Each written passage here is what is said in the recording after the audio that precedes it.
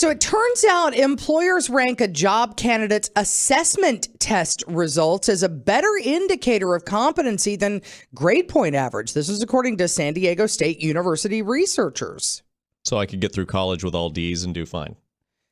Well, I don't, maybe we should ask. SDSU marketing professor, Dr. Heather Honea, did I get that right?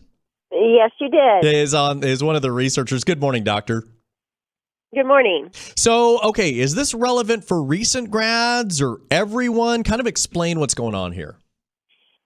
So what we really looked at is recent graduates, so individuals who are finishing their college degrees, they're looking to get to their first job, so not an internship, but an actual professional job in the employment market, and what decisions employers were actually using to determine whether or not someone had the competencies that come and do the job that they were hiring them to do. So that was sort of the purpose of the research project. And when we kind of look at some of the general themes about what is valuable in a college experience or in a degree, there's a lot of debate as to whether the things that we do in the classroom and have students participate in really prepare them in any way for the job market. One of the big ones that's pretty hotly debated is these sort of multiple choice tests that we give them to find out if they know certain things. And it turns out that you're going to see more and more employers employing these types of tests to kind of determine whether or not someone has sort of the sufficient competencies to come to work for them. So teaching to the test apparently makes sense.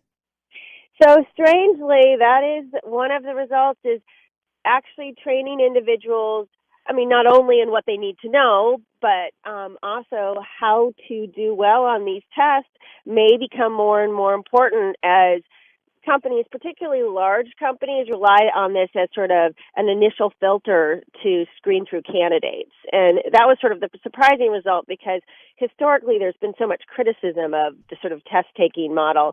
But if employers are relying on it, then it is one of those things that helps people get workplace ready. Now, what about social media? How much of an impact does that play?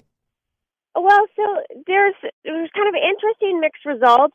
We expected employers to rely a little more heavily on it, you know, relative to these sort of personality dimensions. Is someone going to fit at this organization based on what they'd put out there in their sort of profile assets?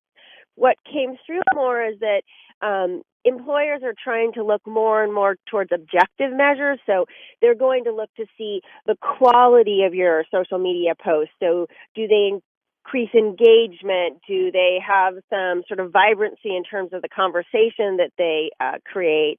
Are assets that you put up online well organized in terms of the user experience design or the actual code that's, you know, underlying the content that's up there? So what employers actually were starting to look at is some of these firms or tools that go through and measure the quality of someone's online digital assets and give them sort of a score relative to what they've done online. So less about what you said on a particular post or how your personality seemed to come through, but more about really the quality of the work product you were creating online through some objective rating tools.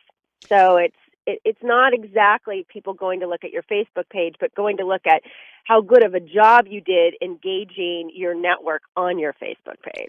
I see. All right. Well, thanks so much for joining us. SDSU marketing professor, Dr. Heather Honea, one of the researchers for recent grads. You might want to pay attention to how you test and the quality of your social media work. Excellent news.